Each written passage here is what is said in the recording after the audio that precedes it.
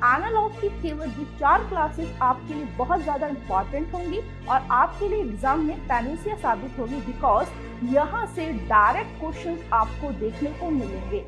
Hello everyone, good morning all of you. मैं Alisha ma'am English faculty आप सभी का स्वागत करती हूँ आपके अपने यूट्यूब चैनल यूनिमॉन्क्स में। जैसा आपको पता है, लास्ट क्लास के अंदर एनालॉग का पार्ट 1 हमने डिस्कस किया था। आज की क्लास के अंदर पार्ट 2 डिस्कस करने वाले हैं और एज आई प्रॉमिस कि मैं इसे 4 सेक्शन में डिवाइड करूंगी, तो ये हमारा सेकंड सेक्शन होने वाला है। एनालॉग की केवल ये 4 क्लासेस आपके लिए बहुत ज्यादा इंपॉर्टेंट होंगी और आपके लिए एग्जाम में पैनेसिया साबित होगी, बिकॉज यहाँ से डायरेक्ट क्वेश्चंस आपको देखने को मिलेंगे। लैंग्वेज में चाहे यूजी की बात करें चाहे पीजी की बात करें, जितने क्वेश्चंस मैं पढ़ाऊंगी आफ्टर अल्लाह पाक, आई गारंटी यू एक एक सवाल वही होगा जो आपने नोट्स में पढ़ा होगा। क्यों एश्योरिटी दे रही हूँ? क्योंकि मुझे बहुत साल हो गया है पढ़ाते हुए अलग अलग फील्ड्स के अंदर, है ना। सिविल सर्विसेज की बात करें, कंपल्सरी इंग्लिश की बात करें, एसएससी बैंकिंग सेक्टर की बात करें, तो मैं बहुत टाइम से पढ़ा रही हूँ और मुखर्जी नगर काफी टाइम सर्व किया है चीजें, अभी भी रिसेंटली काफी जगह पे वर्किंग हूँ। तो आपको टेंशन नहीं लेनी है, जस्ट फोकस होना है, क्लासरूम में ध्यान से सुनना है, टेस्ट जो लिए जाए उस टेस्ट को बहुत अच्छे से देना है और क्लासरूम के अंदर एक एक चीज के नोट्स बनाते चलने हैं। अगर कोई डाउट आए, कोई भी परेशानी आपको आए तो कमेंट सेक्शन के अंदर आप पूछ सकते हैं और आप सामने पूछ सकते हैं। तो यहाँ पर अगर हम देखें तो भाई एनालॉग पार्ट 2 हमारा है, तो देखेंगे भाई। अब यहाँ पर क्वेश्चन नंबर पहला आप सभी की स्क्रीन पर है। देखिए क्वेश्चन नंबर 1 क्या है भाई। तो इंटरनेशनल लिटरेसी डे 8 सितंबर को मनाया जाता है, सेलिब्रेट किया जाता है। तो इंटरनेशनल विमेंस डे कब मनाया जाएगा? ठीक है, तो आंसर बताना है। 4 ऑप्शन दिए गए हैं, बताइएगा, है ना। 8 मार्च इसका क्या हो जाएगा? आंसर हो जाएगा। अपनी अपनी नोटबुक में आंसर लिखते जाइएगा। तो A will be the correct answer. इसमें तो कुछ ऐसा है ही नहीं जो हमको पढ़ना पड़े, बहुत इजी है, क्लियर है। चले आगे, अगला क्वेश्चन। तो क्वेश्चन नंबर 2 की बात करते हैं। तो देखो सामने है, इंडिया और मैंगो में जो रिलेशन होगा, साइशा, पीयूष, आंचल, ध्यान से देखना, इन दोनों में जो रिलेशन है वही सेम रिलेशन किसके साथ होगा? न्यूजीलैंड के साथ होगा। तो अब यहाँ पर बोला गया है इंडिया का मैंगो से रिलेशन है, मतलब इंडिया के अंदर मैंगो जो है वो पाए जाते हैं। तो न्यूजीलैंड के अंदर क्या पाया जाएगा? 4 आपको ऑप्शन दिए गए हैं। पहला ऑप्शन है एप्पल्स, दूसरा ऑप्शन है कीवी, तीसरा ऑप्शन है ग्रेप्स, चौथा है बनानास। कीवी, एग्जैक्टली, वंडरफुल, बहुत ही बढ़िया, आप तो बहुत इंटेलिजेंट है भाई, है ना, तो अच्छी बात है। अगला क्वेश्चन, जितने क्वेश्चन एनालॉग के मैं कराने वाली हूँ मोर देन सफिशिएंट है, इससे बाहर एक भी क्वेश्चन नहीं देखने को मिलेगा, डायरेक्ट इसी में से देखने को मिलेंगे। इसमें मॉडरेट भी है कुछ क्वेश्चन, इजी भी है कुछ क्वेश्चन, टफ भी है ना। थर्ड क्वेश्चन की बात करते हैं। तो स्ट्रिंग जो है वायलिन का रिलेशन है, स्ट्रिंग और वायलिन का रिलेशन है ना। गिटार टाइप में वायलिन आपने देखा होगा, उसे स्ट्रिंग से बजाते हैं। तो पियानो को किससे बजाएंगे? 4 ऑप्शन है, म्यूजिक, टोन, कॉर्ड और की। व्हाइट की और ब्लैक कलर की होती है, बड़ा सा पियानो होता है। तो आंसर विल बी डी। अपने आप को मार्क्स देते जाइएगा, लास्ट में बताइएगा कितने क्वेश्चन आपके सही हुए। अगला क्वेश्चन नंबर 4, ये बहुत इंपॉर्टेंट है क्वेश्चन नंबर 4। और सबसे बड़ी बात ये है कि आप इंग्लिश में लैंग्वेज में एनालॉग पढ़ रहे हैं और आपको एलआर का एनालॉग अपने आप तैयार हो जाएगा। क्यों? क्योंकि लैंग्वेज जो लॉजिकल रीजनिंग का पार्ट है उसमें भी एनालॉग दिया गया है ना। तो मेरे पास तो सिर्फ इंग्लिश लैंग्वेज है, इसमें वर्ड बेस्ड करा रही हूँ, उसमें आप नंबर बेस्ड भी करेंगे, लेटर बेस्ड करेंगे, अल्फाबेट बेस्ड करेंगे, राइट। यहाँ पर लिखा है बिहू और असम। बिहू क्या है पता है आपको? क्या है? Harvesting festival. तो यहाँ पर बिहू और असम का रिलेशन है। तो ओनम का 4 ऑप्शन दिए गए, कर्नाटका, केरला, जम्मू कश्मीर और राजस्थान। केरला, वंडरफुल, तो बी हमारा आंसर हो जाएगा। अगला क्वेश्चन, क्वेश्चन नंबर 5 की बात करते हैं, है ना। आप सबने कमेंट सेक्शन में रिप्लाई करना है, बताना है कि इसके आंसर क्या क्या होंगे, और अगर कोई भी डाउट आता है तो कमेंट सेक्शन में पूछिएगा। वेल जो है मैमल बताया गया है कि वेल जो है वो मैमल है, तो टर्टल क्या होगा? एम्फीबियन होगा, रेप्टाइल होगा, फिश होगा, मॉलिस्क क्या होगा? रेप्टाइल। क्यों? क्योंकि वेल जो है पानी में रहती है ना भाई, कैसा मैमल है ना भाई। जो वेल मैमल कौन होते हैं? जो बर्थ दे सकते हैं बेबीज को, राइट। अब यहाँ पे टर्टल जो है वो क्या है ना, रेप्टाइल है। क्या है टर्टल? रेप्टाइल, रेंग के चलता है। बी। अगला क्वेश्चन नंबर 6, यार्ड इंच। आपको पता होगा जो लेंथ होती है उसमें सबसे बड़ा यूनिट क्या होता है और सबसे छोटा यूनिट इंचेस, ठीक है। तो यार्ड जो है लेंथ में सबसे छोटा यूनिट क्या है, ठीक है। अब बात करें क्वार्ट की। क्वार्ट भी सबसे बड़ा होता है मगर किसके अंदर? वॉल्यूम के अंदर। तो इसका सबसे स्मॉलेस्ट यूनिट हो जाएगा। अब ये एक वो सवाल है जिसका अगर आपको आंसर पता है तो विद इन सेकेंड्स आंसर आ जाएगा, और अगर आंसर नहीं पता तो सोचते रहो, राइट। तो ये क्वेश्चन आपके एग्जाम में, अगर आप यूजी 2022 का जनरल टेस्ट देखेंगे उसमें पूछा गया सवाल है। क्वेश्चन नंबर 7, अब ये बहुत इजी है। ऑप्टिमिस्ट का चीयरफुल दिया गया है। ये दोनों वर्ड आपको वोकैब के हिसाब से भी याद रखने हैं। ऑप्टिमिस्ट और पैसिमिस्ट की बात करें, जो पीटी पॉजिटिव थिंकिंग रखता है ना, one who has hopeful about the things which is happening in our life. जो भी हमारी लाइफ में होने वाली है उस चीजों के लिए बहुत होपफुल है, बहुत पॉजिटिव है, उसको यकीन है सब अच्छा होगा। और एक है जो रोता रहता है, हर चीज में क्या करता है, रोता कभी भी, है ना। देखो एक तो सैड होता है और एक होता है डबल, मतलब बहुत ही ज्यादा दुख, मतलब ये दुखी भी है और दुखी होने के साथ भगवान ने इसको शक्ल भी ऐसी दी है कि दिखता हमेशा रोता ही रहता है, परेशान ही रहता है, परेशान आत्मा जिसे बोलते हैं, है ना। तो भाई हम देखेंगे ऑप्टिमिस्ट में क्या आ गया, चीयरफुल, जो बहुत ही ज्यादा क्या है, हैप्पी है ना। हैप्पी के दो सिनोनिम भी याद कर सकते हो आप। जैसे मैंने बोला हैप्पी तो आपको पता ही है, चीयरफुल तो आपको पता ही है। मैंने बोला एक्सबरेंट, एक्सबरेंट, द करेक्ट प्रोनाउंसिएशन इज एक्सबरेंट। पढ़ा है पहले? नहीं पढ़ा। अगला टर्म है एक्सकल्टेंट। बहुत सारे नहीं दूंगी, थोड़े थोड़े करके पढ़ेंगे तो चीजें याद रहेंगी। तो आपको ये दोनों टर्म याद रखने हैं, बहुत बार रिपीट होता है एग्जाम के अंदर।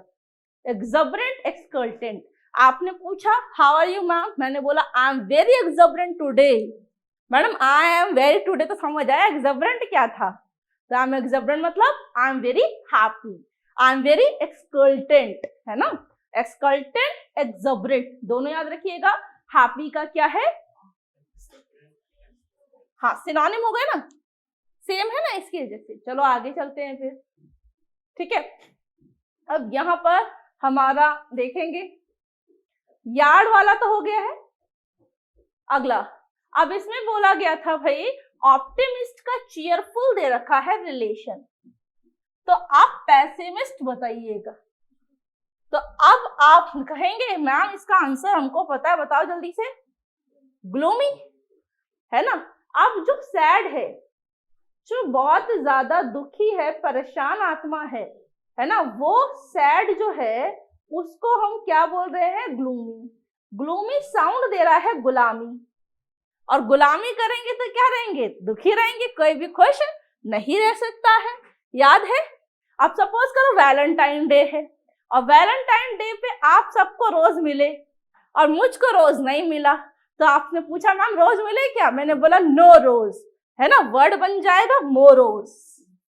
नोरोस मोरोज, नो रोज नहीं है, मेरे को रोज नहीं मिला इसलिए मैं क्या हो गई, सैड, ठीक है। दूसरी बात, अब आप इसमें एक और वर्ड याद रख सकते हैं, जैसे बहुत बार आपने से पढ़ा होगा इस टर्म को कि आपकी मम्मी ने आपको दूध लेने भेजा और आपकी मम्मी ने कहा कि दूध ढंग से लेके आना, और जिस दिन बोलते हैं ढंग से लेके आना उस दिन तो कुछ ना कुछ जरूर, है ना, अच्छे काम हो जाते हैं, फिर कुटाई होती है बाद में, है ना, आशीर्वाद मिलता है। तो अब मम्मी ने बोला ये डोलची ले लो, डोलची मतलब जिसके अंदर दूध आता है डोलू, है ना, लेके गए और बड़े खुशी खुशी आज तो दूध बिल्कुल सही लाए हैं, और सीढ़ी पे चढ़ते चढ़ते डोलू छूट जाए और ड्रम में गिर गया, डोलू भी टूटा, दूध का भी नुकसान, और हमारा साथ जो होगा वो तो आगे मुझे बताने की जरूरत है नहीं, तो हम क्या हो जाएंगे, सैड हो जाएंगे। तो अगला टर्म क्या, ड्रम में क्या डोल दिया मतलब गिरा दिया दूध, तो अगला वर्ड क्या हो गया, डोलड्रम। तो वर्ड क्या क्या हो गए, सैड, ग्लूमी, डोलड्रम, मोरोस। क्या वर्ड हो गए, सैड, ग्लूमी। 4 वहां कराए हैं ना, 4 यहाँ करा रही हूँ। कराने को तो बहुत सारे, क्योंकि मेरी भावनाओं पे कंट्रोल नहीं रहता जब वोकैब आता है, क्योंकि वोकैब का लिमिट बहुत ज्यादा है मेरे पास। बट आपको ध्यान रखना है कि हमने वहां 4 वर्ड पढ़े थे, हैप्पी और चीयरफुल, है ना, हैप्पी और चीयरफुल। और 2 वर्ड कौन से थे, एक्सबरेंट, एक्सकल्टेंट। यहाँ पर सैड और ग्लूमी तो आया हुआ है। 2 वर्ड याद किए कौन कौन से, मोरोस और दूसरा आपका डोलड्रम, याद रहेगा पक्का। तो क्या क्या वर्ड है, डोलड्रम और मोरोस, ठीक है। अब यहाँ पर हमारा आंसर बताना था, तो आंसर क्या हो जाएगा, gloomy, that is a will be the answer of this question. आगे चले, देखो अब कल पूछूंगी तो बता देना मुझे हैप्पी के सिनोनिम और सैड के सिनोनिम, एंटोनिम भी हो गया एक दूसरे का, ठीक है। अब हमको क्या बोला गया है क्वेश्चन नंबर 8 में, एममीटर से करंट को नापा जाता है, मेजर किया जाता है। करंट के 2 मतलब हो सकते हैं, माइंड में क्लियर रखिएगा, ये कंफ्यूज करने के लिए कई बार अलग अलग जगह पे यूज होता है। एक करंट का मतलब धारा होता है, फ्लो ऑफ ओशियन, है ना, जैसे कि जो रिवर होता है उसका फ्लो होता है ना, इस तरीके से एक ओशियन का फ्लो होता है। तो अब यहाँ पर ध्यान रखना है, अगर रिवर का फ्लो है तो स्ट्रीम, धारा, स्ट्रीमिंग, और अगर ओशियन का है तो करंट।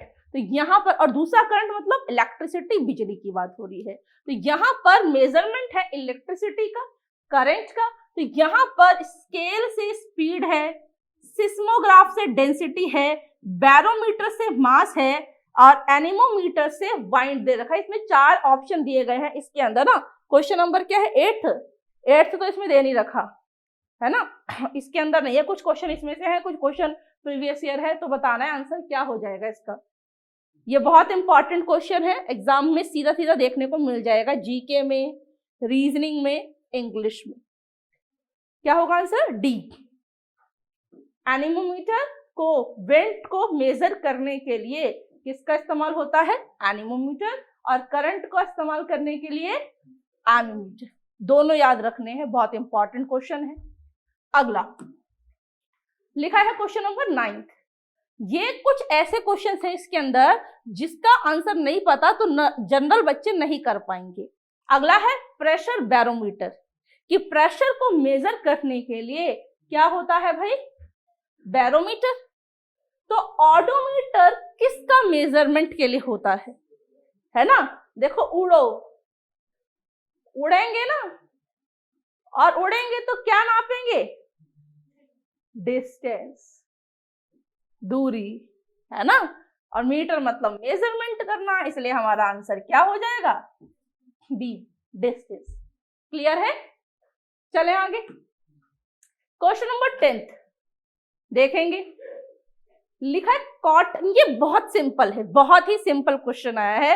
ये अगर आंसर दे दोगे तो अच्छी बात है, नहीं दोगे तो मैं बता दूंगी क्या दिक्कत है ना। कॉटन का रिलेशन व्हाइट से है, तो कोल का रिलेशन किससे होगा, फायर है, वुड है, वाइन है, ब्लैक है, डी। कॉटन जो दिखने में है, उसका प्रेजेंट से पूछा गया है, दिखने में, अपीयर में वो कैसा होता है, व्हाइट कलर का, और कोल कैसा होगा भाई, ब्लैक कलर का होता है।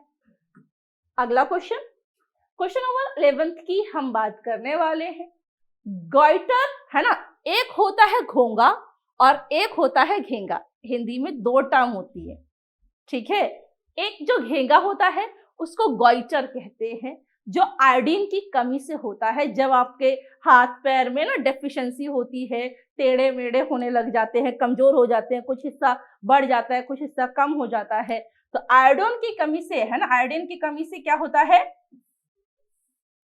जिसे हिंदी में घेंगा बोलते हैं, घोंगा होता है, जो वॉर्म होता है, कीड़ा होता है, जो स्लो स्लो चलता है ना। हिंदी की कुछ बच्चे हिंदी वाला जो क्वेश्चन देते हैं उनको गड़बड़ होती है, क्योंकि वो एक ही मान लेते हैं, घेंगा एक बीमारी है और घोंगा एक कीड़ा है, स्नेल वॉर्म जिसे बोलते हैं। तो एनीमिया, ब्लड की कमी किससे होगी? अब विटामिन ई, कैल्शियम और विटामिन डी, और हमारा बचा आयरन। आयरन की कमी होने से क्या हो जाता है? एनीमिया।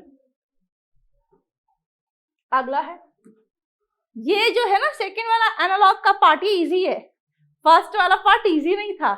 कल आप करेंगे तो आप देखिएगा, मजा आएगा आपको। क्वेश्चन नंबर 12, ये बहुत सिंपल है। कैलेंडर की स्पेलिंग याद रखनी है, ठीक है। अगर मैं कैलेंडर की स्पेलिंग हटा दूं तो लिखना अपनी नोटबुक में बिना देखे जल्दी से, कैलेंडर क्या होगा। जो भी आपको आती है स्पेलिंग कैलेंडर की लिख लीजिएगा। स्पेलिंग चेक में पूछ रहा है लगातार, इसका मतलब हमारे लिए इंपॉर्टेंट है ना। क्या स्पेलिंग है? CALENDAR। पहले ए है, फिर ई है और फिर ए है। जब भी कैलेंडर लिखोगे तो ये ध्यान रखना, यहां पर ही गड़बड़ हो रही है बहुत सारे स्टूडेंट की। तो पहले ए आएगा, फिर ई आएगा, फिर ए आएगा। अब कैलेंडर में क्या होती है मैम? डेट। कैलेंडर के अंदर डेट होती है, तारीखें देखते हैं। तो इंडेक्स खोल के क्या चेक करोगे?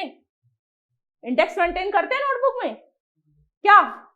Name of author, glossary, summary, contents.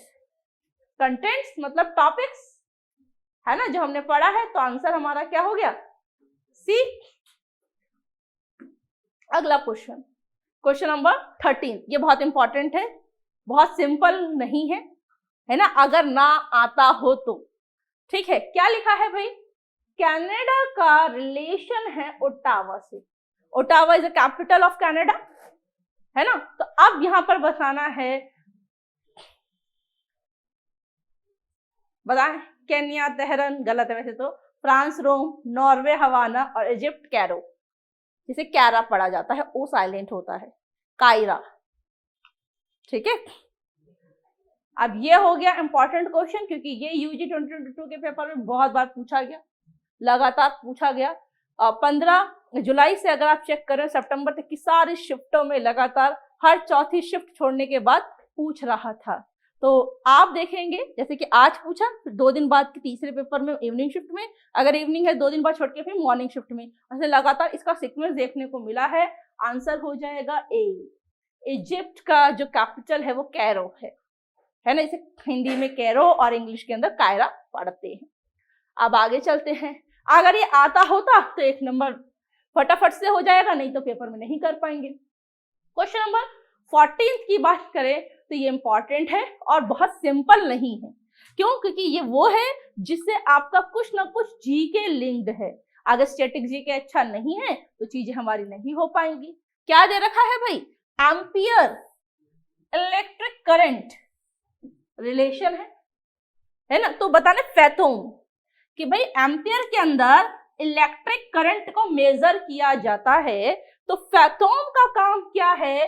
क्या मेजर करेगा? वो वर्क और एनर्जी को मेजर करेगा, साउंड लेवल को, फ्रीक्वेंसी को, डेप्थ ऑफ वाटर है। साउंड क्यों?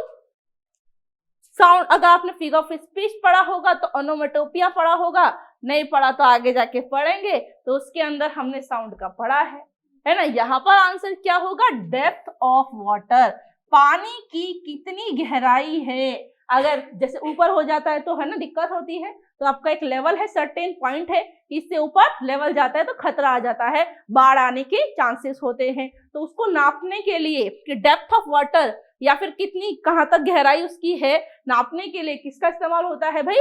फैथोम। यहाँ पर अगला टर्म है, ये बहुत सिंपल सा है ना, बहुत इजीली हो जाएगा। बार्क करता है, डॉग का साउंड है। ओनोमेटोपिया अगर आपने पढ़ा होगा तो आपको पता होगा, sound of bird, sound of animals की हम बात करते हैं, अलग अलग हमने इसमें पढ़ा होगा। है ना, स्नेक का हिस पढ़ा होगा, आउल का हूटिंग पढ़ा होगा, स्पैरो का चिरपिंग पढ़ा होगा, है ना। अब यहाँ पर हम देखेंगे तो बार्क का क्या हो गया, डॉग, गलती से मैंने आंसर दे दिया है, कोई बात नहीं, है ना। तो स्पैरो, स्पैरो का क्या हो जाएगा भाई, चिर्प हो जाएगा या फिर क्लैटर हो जाएगा, पढ़ा है आपने इसके अंदर, है ना। तो भाई चिर्प हो सकता है या फिर क्लैटर हो सकता है या फिर ट्वीटर हो सकता है, 3 टर्म इसके अंदर हमने पढ़े थे, तो जरूरी थोड़ी हर बार चिर्प दे। तो डी हमारा आंसर हो जाएगा। अगला क्वेश्चन हम देखते हैं। आज की क्लास में बहुत ज्यादा टफ नहीं है चीजें, मगर इजी है ना। फिर उसके बाद हम होल्ड पे रखेंगे इसको 2 पार्ट और करने के लिए, फिर हम कुछ पैसेजेस करेंगे, फिर वापस हम एनालॉग की तरफ वापसी करेंगे, है ना। अब यहाँ पर क्या है, ताकि चीजें मोनोटोनस ना हो, हमको बोरियत महसूस ना हो। अब यहाँ लिखा है बुक का पेजेस दे रखा है, ठीक है। बुक का क्या है, बुक के अंदर बहुत सारे पेजेस होते हैं। कॉन्टिनेंट के अंदर क्या होते हैं, कंट्रीज होती है, राइट। तो हमारा आंसर क्या हो जाएगा, सी। ये भी यूजी के पेपर में पूछा गया सवाल है, इसलिए बता रही हूं ताकि आपको याद रहे। कुछ क्वेश्चन ऐसे हैं जिनको हमें मिस नहीं करना है, ठीक है। और जो मैं बता रही हूँ वो भी पढ़ना है, ज्यादा नहीं, जितने लेक्चर्स मैं दे रही हूँ पर प्लस टेस्ट, टेस्ट बहुत इंपॉर्टेंट रोल प्ले करेगा। अब शीप का लैम्ब है, शीप के बेबी को क्या बोलते हैं, लैम्ब। एक छोटी सी बात यहाँ पर ध्यान रखनी चाहिए, जो कि एग्जाम में पूछ सकता है। शीप यही था ना, शीप मतलब भेड़। अगर शीप की बात करें तो एक होता है फीमेल शीप और एक होता है आपका मेल शीप। अगर मेल शीप की बात करें तो क्या होगा, राम।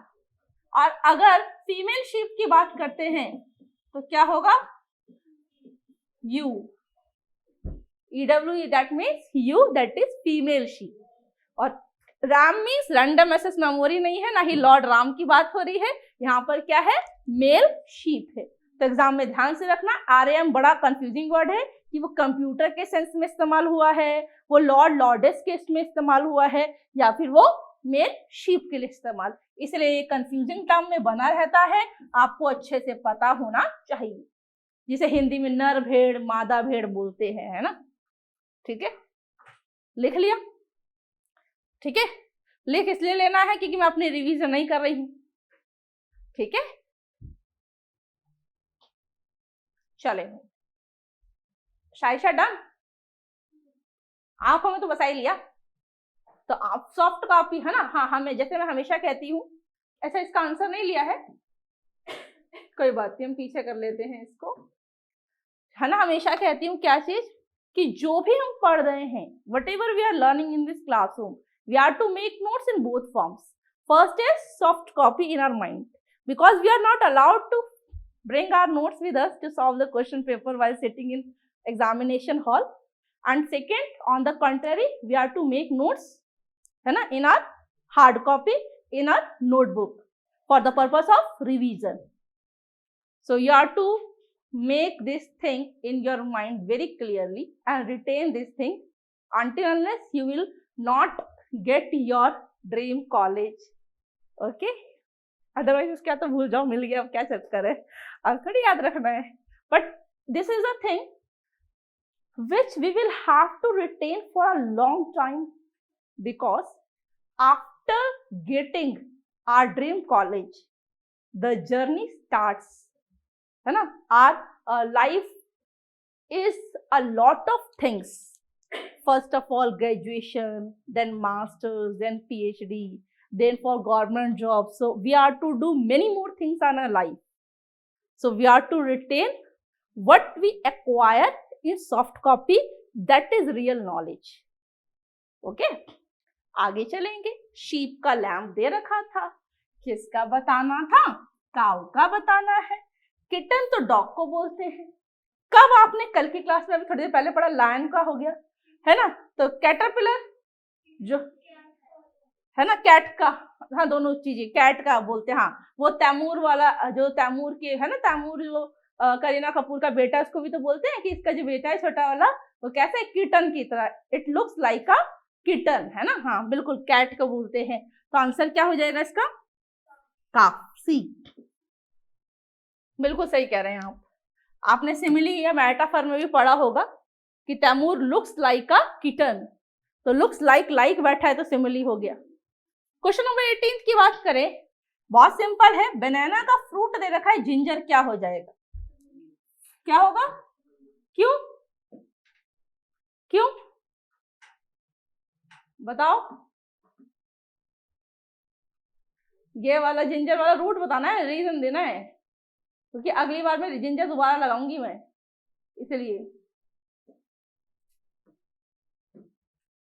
बता दोगे क्यों होगा रूट? बिल्कुल सही बोला है आपने आंसर। इसका स्टेम नहीं होता, तना नहीं होता है ना, ये किसमें? जमीन में, अंडरग्राउंड, जैसे आलू उगता है, गाजर उगती है, मूली उगती है ना, तो ये जड़ है एक तरीके से जो उसके अंदर अपने आप, ठीक है। क्योंकि अगले वाले में जो क्वेश्चन आएंगे ना, मतलब थर्ड में, तो वहां जिंजर स्टेम नहीं रहेगा, क्योंकि रिलेशन पहले वाले में कुछ और पूछा गया है, इसलिए ठीक है। तो जब थर्ड पार्ट करेंगे तो वहां मैं खुद आपको नोटिस कराऊंगी कि आपने सेकंड पार्ट के अंदर जिंजर को स्टेम बोला है, बट वहां पर जिंजर का स्टेम लगाते गलत है आंसर, इसलिए चीजें पढ़ना अच्छे से है, बहुत कॉन्शियस होके। फ्रॉग का एम्फीबियन बोला गया है, फ्रॉग को एम्फीबियन बोला गया है ना, कि रिलेशन है, तो लिजार्ड का क्या हो जाएगा? रोडेंट है, मैमल है, रेप्टाइल है, इंसेक्ट है, रेप्टाइल होगा। चले, सी आंसर है।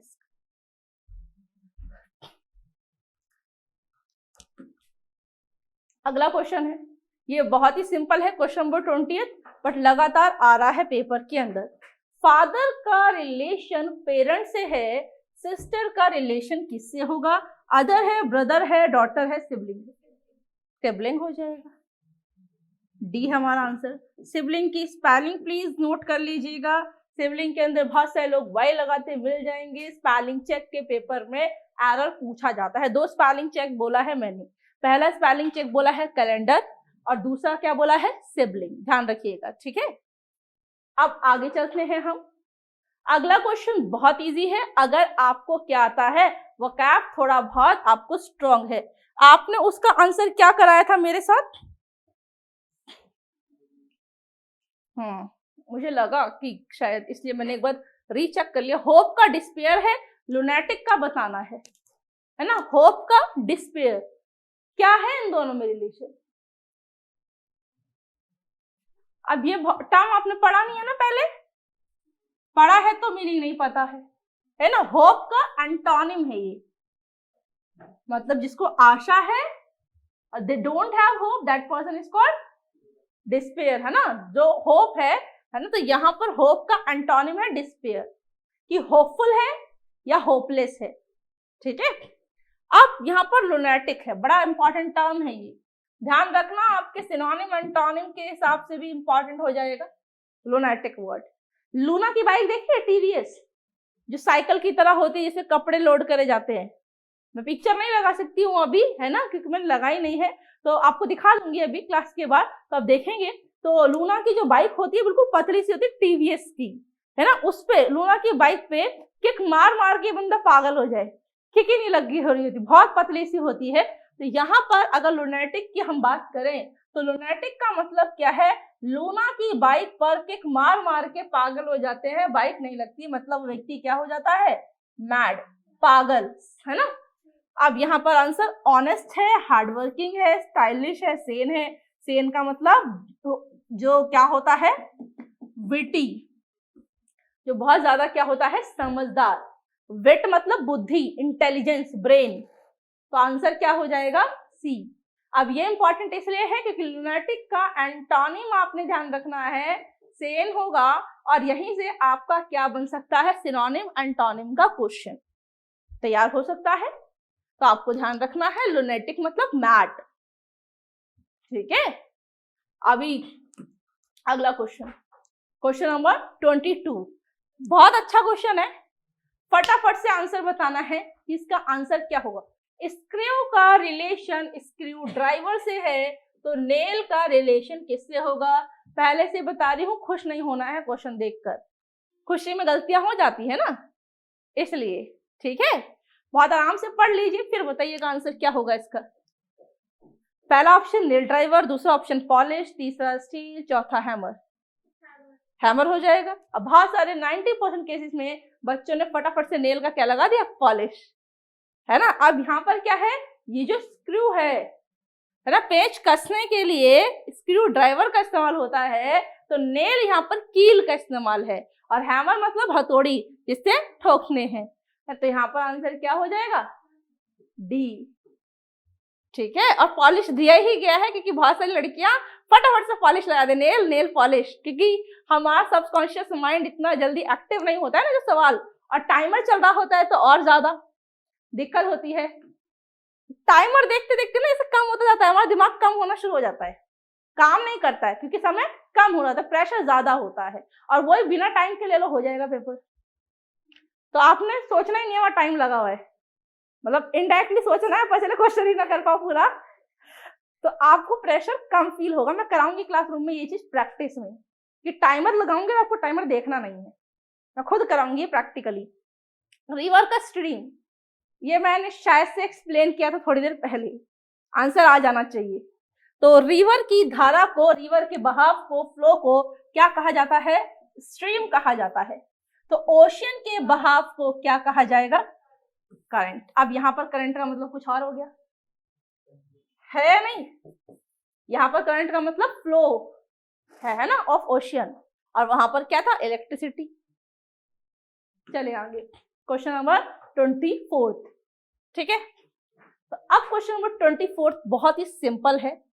कार का पूछा गया है स्टीयरिंग व्हील। बार बार कह रही हूं, मैं जितना इंग्लिश लैंग्वेज के अंदर आपको पढ़ाऊंगी, आप देखेंगे कि आपकी नोटबुक से एक क्वेश्चन आया है, क्योंकि जब आप पेपर देके आएंगे, जब शिफ्टें हो जाएंगी, तो आपके नोट्स में से पूरा मैं यहाँ पे स्क्रीनशॉट लगाऊंगी किसी बच्चे का नोट्स लेके, और हाईलाइट करके, देखो ये मैंने यहाँ पढ़ाया था, ये यहाँ पढ़ाया था, यहाँ पढ़ाया था।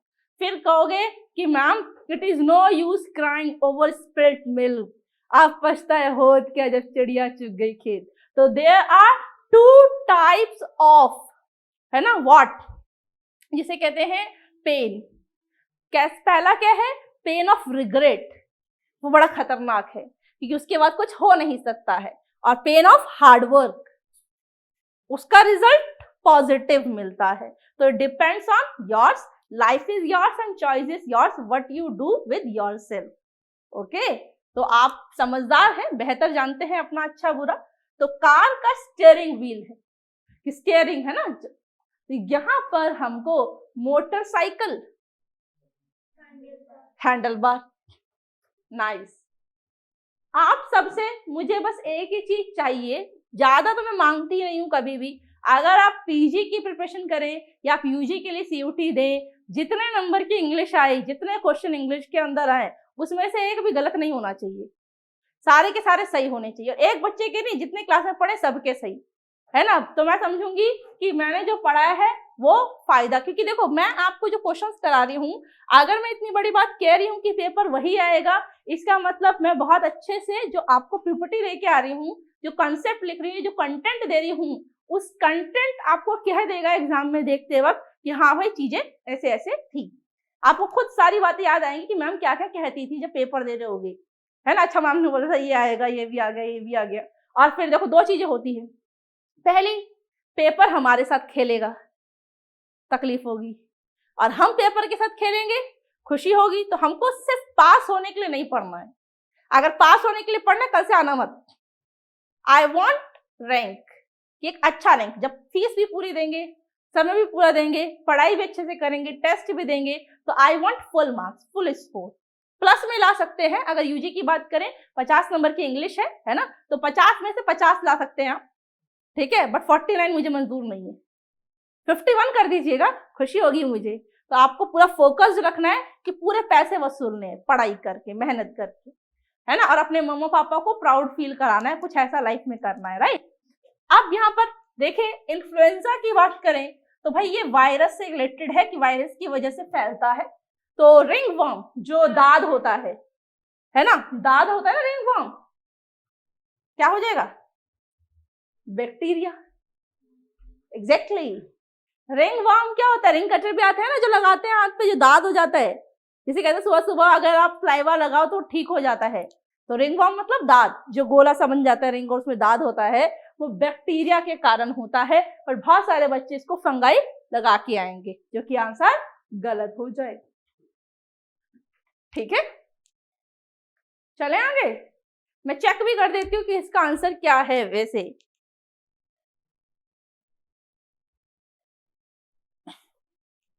मेरे हिसाब से तो बुक सही कह रही है ना। बुक और पेपर एग्जामिनर, उससे मेरा कोऑर्डिनेशन बहुत अच्छा है, बहुत पुराना, 10 साल हो गए ना, तो अब थोड़ा बन गई है, दोस्ती हो गई है। आपकी भी हो जाएगी मेरे साथ साथ, है ना। अब यहाँ पर देखें, मैसन आपको पता है, पिछली क्लास में पढ़ा चुकी हूँ, मिस्त्री है ना, प्लम्ब लाइन का काम करता है, जो भी उसमें प्रॉब्लम आता है उसको ऑपरेट करने का काम करता है। तो डैश डैश है यहाँ पर, ठीक है। तो पहला है सर्जन का स्कैल्पल, स्कल्प्टर का स्पेड, फॉरसेप्स होता है ब्लैक स्मिथ। फॉरसेप पता है ना क्या होता है, क्या, चिमटा, है ना, टोंग भी बोलते हैं जिसे, है ना। और एक बात बताना, यहाँ पे ग्रामर का छोटा सा कॉन्सेप्ट है, यहाँ पे बता देती हूँ, क्योंकि एरर के सेगमेंट में पीजी अगर पेपर दे तो बिल्कुल देखने को मिलेगा ही मिलेगा। ऐसे नाउन जिनके साथ हमको क्या देखने को मिलेगा, एस या ईएस, तो हमारे हिसाब से, ग्रामर के हिसाब से, नॉलेज के हिसाब से प्लूरल है, बट इसको सिंगुलर भी काउंट कर सकते हो और प्लूरल भी। ये तीसरा कॉन्सेप्ट हो जाएगा हमारे हिसाब से, राइट, क्योंकि हम 2 पढ़ चुके हैं। अब यहाँ पर हमको टेंशन नहीं लेनी, क्योंकि हम जब पिछला रिवाइज करेंगे तो क्लियर हो जाएगा। तो यहाँ पर थर्ड कॉन्सेप्ट क्या कहता है कि जिस भी चीज को हम क्या कर सकते हैं, 2 पार्ट में डिवाइड कर सकते हैं। अगर किसी के 2 पार्ट्स हो रहे हैं तो वो सबको, जैसे मैंने बोला सीजर देना मुझको, तो ये गलत है। क्या होगा, a pair of scissors, 2 pair of scissors. Scissors बोलो, 1 लगाओ तो ये सही है, 1 सीजर्स, ये सीजर्स के 2 हिस्से। और अगर 2, 3, 4, 5, 6 भी लगाओगे तब भी, अगर हमने ये नहीं पढ़ा तो हम जैसे बच्चे, क्योंकि इंटेलिजेंट है हम बहुत, हम कहेंगे अच्छा 1 के लिए तो 1 होता है, ऐसा हटा दो, है ना, क्योंकि लॉजिकली जनरल एप्टीट्यूड में हमने यही पढ़ा है कि भाई एस वाला मतलब मोर देन 1 की बात करता है, बट यहाँ पे कॉन्सेप्ट डिफरेंट है। जैसे कि आपको मैंने बोला, यहाँ पर बताइएगा एरर क्या है, ठीक है। एरर मतलब गलती बतानी है। मैंने बोला वेयर आर माई पेंट्स, बताए कहाँ गलती है। चलो और इजी कर दूं, फिर इन द ब्लैंक नहीं बनाऊंगी, इजी नहीं करूंगी, और है ना, ई जाएगा आ रहेगा। सोचो समझो, या पैंट होगा पैंट्स होगा, हमेशा पैंट्स होगा, क्योंकि पैंट्स के कितने 2 साइज होते हैं, 2 होते हैं ना पोर्शन, ठीक है। ऊपर वाला हिस्सा हट गया है तो हमको 2 सेक्शन दिख रहे हैं, बट यहाँ पर आर नहीं, 1 होगा तो भी, 1 से ज्यादा होगा तो भी पैंट्स ही रहेगा। क्लियर है बात, कोई दिक्कत नहीं। अब यहाँ पर जैसे कि इसमें एग्जांपल से, मैं यहीं पर हटा के लिखूंगी इसे,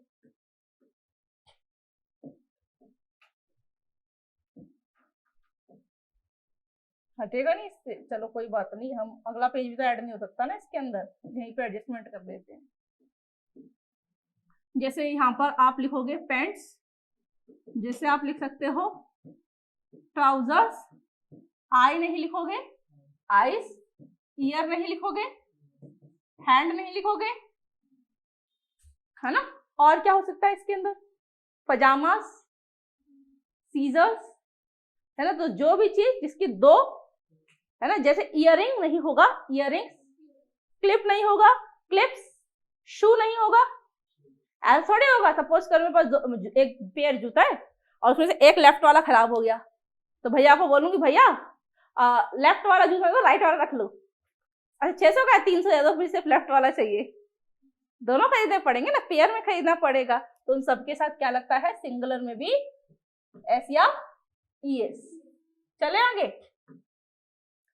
तो यहाँ पर हम थोड़ा सा आगे आए हैं,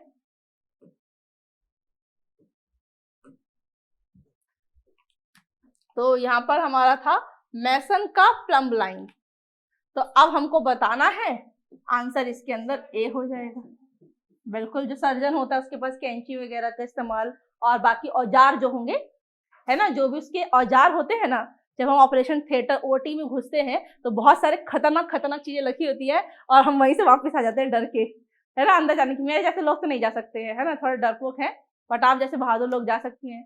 तो वहां पे उस जितने भी औजार, उस स्टील का जो मतलब एक होता है ना, टाइप में, उसके अंदर काफी सारा सामान रखा होता है, उसको सबको क्या बोलते हैं, स्कैल्पल। ठीक है, अब आगे चले। अब क्वेश्चन नंबर 27 ध्यान से देखें तो लीव्स का जो साउंड है, ये बात समझ आनी चाहिए कि अगर मैम ने साउंड्स पढ़ाए हैं ना फिगर ऑफ स्पीच में, तो ऐसे नहीं पढ़ाए, क्योंकि वहां जब मैंने figure of speech, rhetorical device, poetic device पढ़ाया तो मैंने क्लियर किया था कि भाई साउंड से एनालॉग पूछा जाएगा, बोला था। और आप यहाँ पे देख पा रहे हैं ऐसा हो भी रहा है। कम से कम आप देखेंगे तो यूजी के अंदर 50 में से 20 से 22 क्वेश्चन एनालॉग के थे, कुछ शिफ्टों में, सब में नहीं, बट कुछ शिफ्टों में थे। इसका मतलब एनालॉग कम से कम भी 4 से 5 क्वेश्चन हर शिफ्ट में थे। हमारे लिए इंपॉर्टेंस है। पीजी की बात करें 2 से 3 नंबर का है। अब 2 से 3 नंबर में अच्छा देगा, ठीक ठाक देगा, टफ देगा, we don't know, God knows only, है ना। तो हमको क्या करना है, हमको कुछ भी, वो कहते हैं ना कि हम जो भी पढ़ रहे हैं हमको इस तरीके से पढ़ना है कि जो पेपर में आया वो तो पढ़ना ही है, एक्सपेक्टेड में जो चीजें हो सकती है वो भी पढ़ना है। अगर 2 लेवल ऊपर का पढ़ेंगे तो पेपर कैसा भी आए हो जाएगा। ठीक है, ऐसे नहीं कुछ भी बोल दिया और कुछ भी कर लिया, फिर तो रिजल्ट नहीं आएगा। तो यहाँ पर लीव्स का जो साउंड है उसको क्या बोलते हैं, रसल। अब अगली बार ध्यान रखना, क्योंकि कई बार ये आपका ऑप्शन में आ जाएगा कि लीव का क्वेश्चन मार्क लगा दिया और ऑप्शन में रसल्स बिठा दिया, है ना। अब यहाँ पर रेन का जिंगल है, टायर का सीजर है, क्लाउड का थंडर है, स्नो का डीजल है। जल्दी से बोल दो आंसर। क्लाउड्स का, कल आप देख रहे थे ना कैसे कैसे गड़गड़ा रहे थे बादल, नहीं, जैसे मैंने बोला मम्मी अब तो मौसम साफ हो गया है, तो वैसे ही बादल गड़गड़ाने लगे। मैंने ये बोल रहा है मैं यहीं हूँ, गई नहीं गया। फिर बारिश भी हुई। अब क्वेश्चन नंबर 28 इंपॉर्टेंट है, क्योंकि ये हर शिफ्ट में पूछा गया है। अभी तक किसी भी एंट्रेंस की बात करें, चाहे यूजी के लिए चाहे पीजी के लिए, पूछता ही पूछता है, तो इसलिए हमारे लिए इंपॉर्टेंस है। बट ये इंग्लिश में नहीं पूछेगा, एलआर में नहीं पूछेगा, जीएस में पूछेगा। ठीक है, क्योंकि तीनों में ही क्या बैठा है, एनालॉग बैठा है, ध्यान रखिएगा। पूछ ले तो कुछ कह नहीं सकती, पर जीएस के अंदर सेक्शन में देखा गया है, तो यहां पर ये हमारे लिए इंपॉर्टेंट हो जाएगा। फाइकोलॉजी, साइकोलॉजी नहीं है, ठीक है, फाइकोलॉजी। फाइकोलॉजी, फाइको मीन्स और लॉजी मीन्स स्टडी।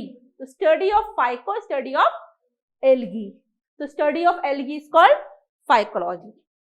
जूलॉजी, अगर आप ध्यान से देखें तो लॉजी मीन्स स्टडी और जू मतलब जानवर, तो स्टडी ऑफ एनिमल्स, है ना। बायोलॉजी, बायो मीन्स क्या, प्लांट्स और एनिमल्स, तो study of plants and animals is called biology, है ना। तो इस तरीके से लॉजी मीन्स साइंस, स्टडी, अध्ययन। हाँ, मैं एक सवाल पूछ सकती हूँ, स्टडी मतलब भी पढ़ना, रीड मतलब भी पढ़ना, तो what is the difference between in both, दोनों में डिफरेंस क्या, डिफरेंशिएटेड। स्टडी का मतलब भी पढ़ना होता है, रीड का मतलब भी पढ़ना होता है, तो मैम डिफरेंस क्या होगा इसमें, कब स्टडी लगाऊं कब रीड लगाऊं, मैं नालायक हूं थोड़ी पढ़ने में, इसलिए पूछ रही हूँ आपसे, बताओ। अच्छा, रीड मतलब बिना समझे पढ़ते हैं, पढ़ने में समझ लगती है ना, कॉन्शियसनेस तो रहती है ना, अवेयरनेस तो रहती है।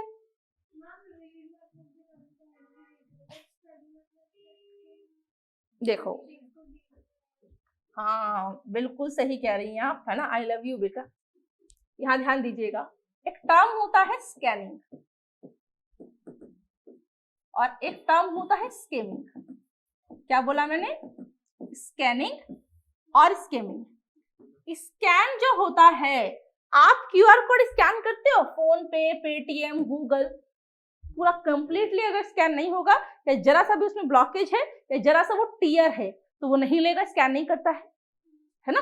तो स्कैन मतलब इन डिटेल, जैसे कि शाइशा ने कहा, जब किसी चीज को इन डिटेल लॉजिक के साथ, रीजन के साथ उसके बारे में क्या करा जाए, स्टडी किया जाए, पढ़ा जाए। मैंने रीड नहीं लिखा है, ध्यान रखिएगा।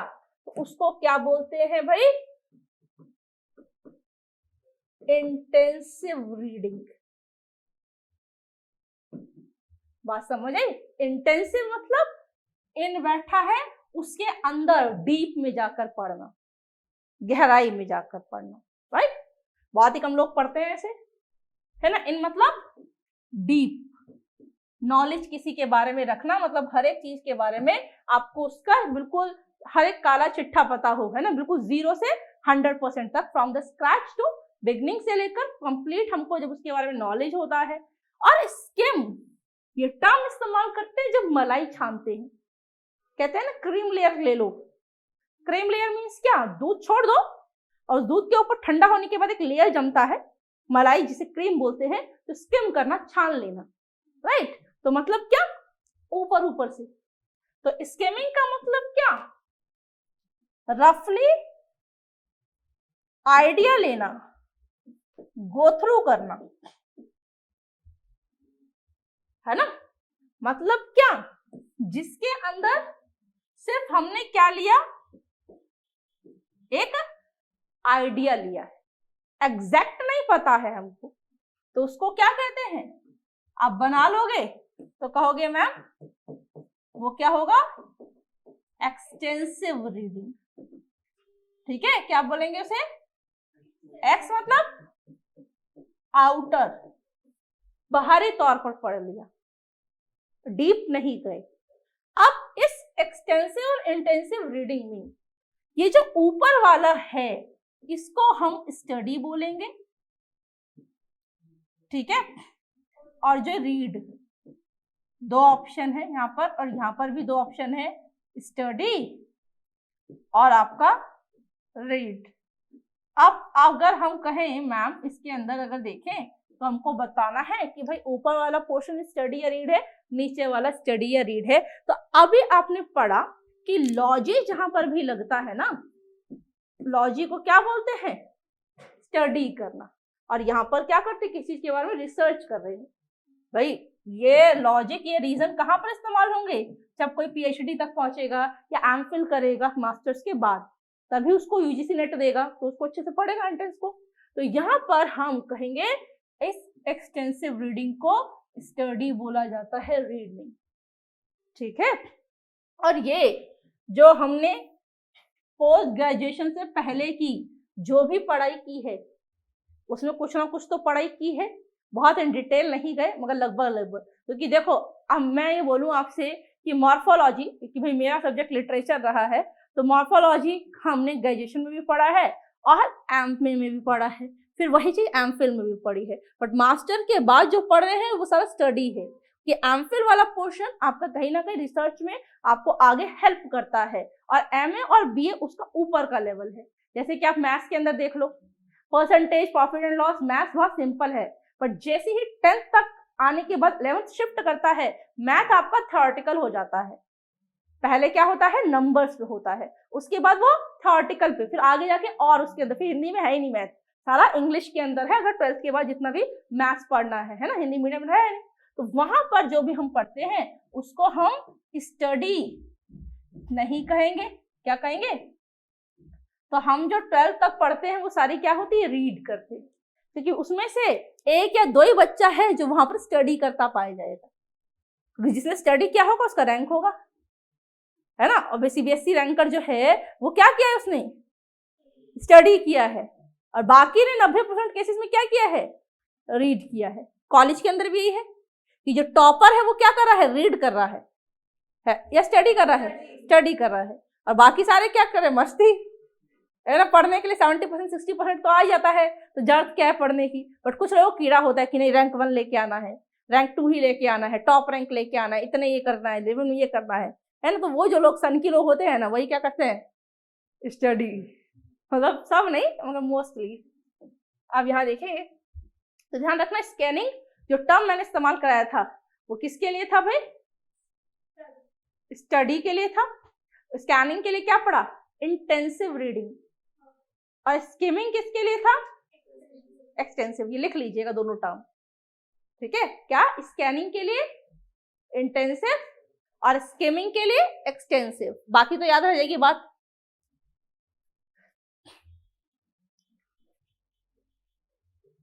इसका आंसर तो दे पाओगे, exactly, haematology, blood. Please pay attention on this word, answer will be C. But आपके पेपर के अंदर यहां से स्पेलिंग चेक पूछ रहा है, बट स्पेलिंग चेक में आप देखेंगे बहुत जगह पर ना, कुछ जगह ऐसे लिखा गया है और कुछ जगह ई से शुरुआत है और कुछ जगह इस से शुरुआत है। स्पेलिंग चेक में इसको ध्यान रखना, ये एग्जामिनर नीचे वाला मानेगा ही नहीं। बट करेक्ट क्या है, ही मेटोलॉजी, ही मेटो, इसलिए क्योंकि स्पेलिंग चेक में एच ए हा ई है, क्योंकि पेपर में ना ये वाली भी है और ये वाली भी है। बट एग्जामिनर ना एनटीयूजीसी मानता ही नहीं है इसको, तो फिर हम मजबूरी में क्या करेंगे, क्योंकि एग्जामिनर से बहस तो कर नहीं सकते हैं, तो इसलिए हम उसकी मान के आएंगे। स्पेलिंग चेक, 3 स्पेलिंग चेक हो चुकी है अभी तक। पहली स्पेलिंग चेक क्या थी, कैलेंडर। दूसरी कौन सी थी, भूल गई मैं, है ना, देख के बताना क्या सी थी। और तीसरी आपकी ये रही हेमेटोलॉजी, क्या थी, सिबलिंग।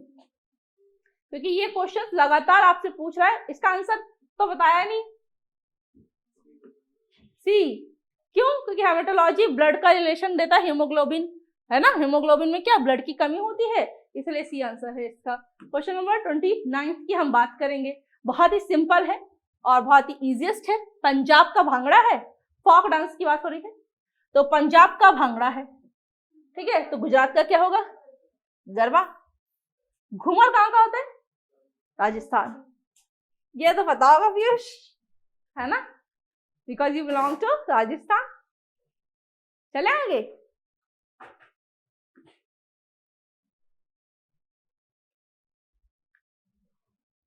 अगला क्वेश्चन, प्लेयर्स का टीम से रिलेशन है, प्लेयर्स का टीम से रेफरेंस में है, तो कार का ग्रुप, शिप का फ्लीट, एयरप्लेन का फ्लाइट, पेन का ही, बताएं।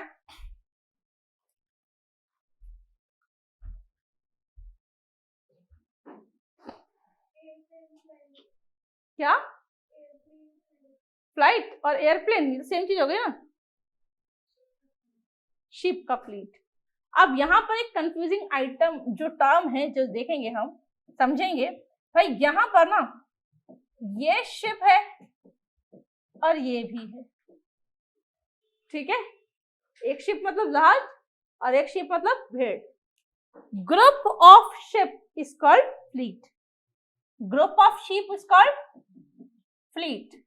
जैसे angry people, group of angry people is called mob, M O B mob, भड़की हुई भीड़, है ना।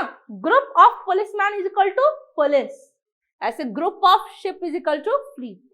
But group of sheep, flock, fleet भी होगा फ्लॉक भी होगा ऑप्शन। मैं ग्रुप्स पढ़ाऊंगी भी अभी, है ना, जब मैं पेपर को थोड़ा और स्टडी कर रही हूँ, तो उसमें अगर मुझे लगेगा कि हर जगह पे ग्रुप बैठा है, तो ग्रुपिंग की क्लास, एक लेक्चर लगाएंगे, इसमें ग्रुप्स को सारे कंप्लीट पढ़ लेंगे। तो ध्यान रखना, शिप और शिप, फ्लीट और फ्लॉक में कंफ्यूजन रहे, तो ध्यान रखना है, चीजों को पढ़ना है अच्छे से। सो आज की क्लास फिर यहीं तक रखेंगे, है ना भाई। तो अगर आपको चीजें समझ आई हो, आपको कोई भी डाउट किसी भी तरीके का कि मैम मुझे इसमें क्वेश्चन में डाउट है, तो आप मुझको कमेंट सेक्शन में कमेंट कीजिएगा, मैं डेफिनेटली रिवर्ट करूंगी। और अगर आपने अभी तक चैनल को सब्सक्राइब नहीं किया है, तो चैनल को सब्सक्राइब कीजिएगा। और अगर वीडियो पसंद आया हो, आपको लगे हेल्पफुल है, तो अपने फ्रेंड्स के साथ शेयर कीजिएगा, सेशन को लाइक कीजिएगा। क्लास के बाद भी आप बता सकते हैं, सेशन की कोई फी नहीं है, बट आप जो भी पढ़ते हैं उसमें कुछ ना कुछ तो गुरु दक्षिणा देनी होती है। तो आप क्या कर सकते हैं, फी के रूप में आप इसे लाइक करेगा और बाकियों तक शेयर कीजिएगा ताकि उनकी भी दुआएं मिले। क्योंकि मेरे सर कहा करते थे कि हम हमेशा अपनी जेब किससे भरेंगे, दुआओं से। अगर दुआओं से जेब भरेंगे तो लाइफ में बहुत सक्सेसफुल होंगे, बहुत कुछ हम अचीव कर लेंगे, क्योंकि हर जगह पर पैसा काम नहीं आता है। तो मे गॉड ब्लेस यू। अपने माँ बाप, अपने गुरुजनों का नाम रोशन करते रहें। तब तक के लिए टेक केयर, बाय बाय। मिलेंगे नेक्स्ट क्लास में। Till then take care, bye bye, have a sound day.